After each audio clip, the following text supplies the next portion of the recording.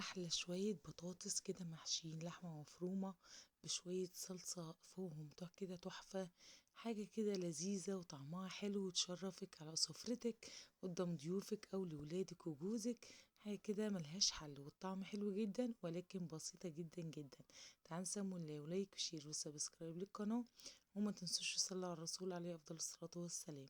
تعالوا نشوف الخطوات معايا كده بطاطس جايباها وتجيبي الحجم دوت، اللي هي الصغيرة ديت المكورة، ايه مش بتاعة السليق الأكبر منها شوية.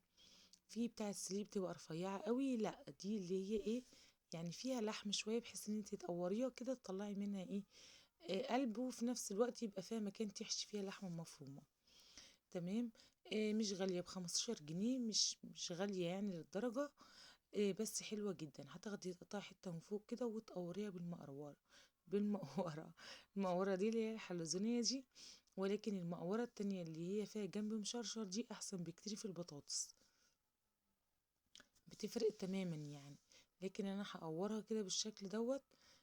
والقلب مش برميه، أنا حطاه كده في بولة، وهغسله كويس واصفيه وحمرته كده وطلع ايه شفت شبه السناكس كده، طعمه حلو جدا جدا. انا بصي لو ما عندكيش مقوره هتعملي كده ايه، بحرف السكينه بالراحه كده وتطلعي ايه الزيادات اللي في القلب. بس المقوره اللي هي المشرشره من الجنب دي تحفه. فانا بقولك انا عملتها كده. انا هخلص كده إيه الكميه بتاعه البطاطس، وبعد ما خلصت كده هحط شويه، حطيت بصلتين كده مفرومين على النار وشويه شويه زيت عليهم، وهنزل عليهم بنص كيلو من اللحمة. ال2 كيلو بطاطس هياخدوا معاكي نص كيلو من اللحمة المفرومة. تمام. كانت في الفريزر كده وطلعتها وهعصقها اول ما تاخد بس معانا لون كده، وتفك نبدأ نحط البهارات بتاعتنا. تمام، هي لسه كده متجمدة، هفككها خالص بالشكل اللي انتوا شايفينه دوت. وبعد كده هنضيف بقى ايه البهارات بتاعتي، هي كده تمام معايا ومظبوطة قوي. يعني بصوا المفلفلة كده وحلوة جدا، مفيهاش بقى لا قطعة كده مجمدة ولا حاجة. ملح وفلفل بابريكا وورق لوري، عايزة تحطي 7 بهارات حطي، عايزة تحطي بهارات لحمة حطي، إيه اللي يريحك. انا حابة ان طعم اللحمة يبقى باين فيها، فما تبقاش عليها بهارات كتير.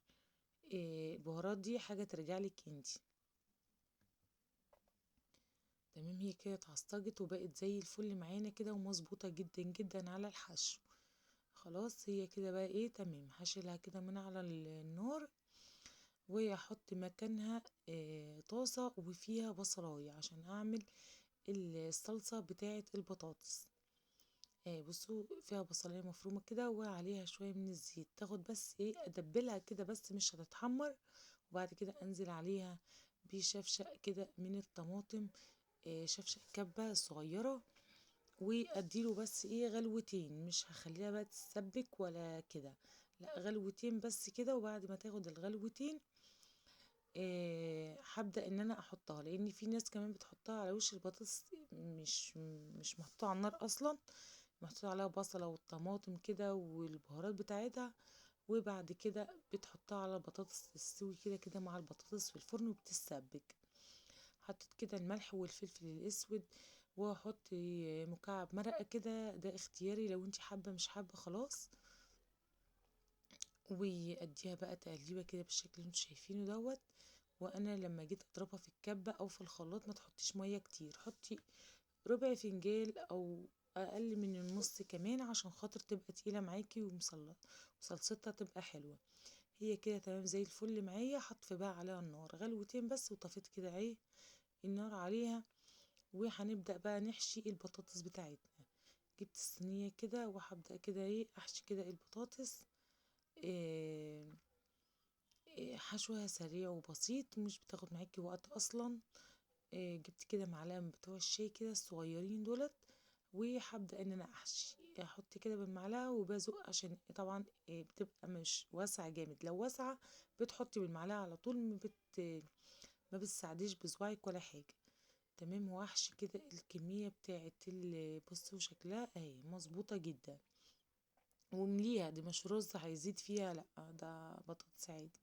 واقطعي حته من البطاطسايه من تحت كده زي شيبسيايه كده من تحت، بحيث ان يبقى البطاطسايه ليها قاعده، ما تفضلش رايحه جايه معاكي في الصينيه كده، تبقى مظبوطه معاكي ومرصوصه حلوه. تمام.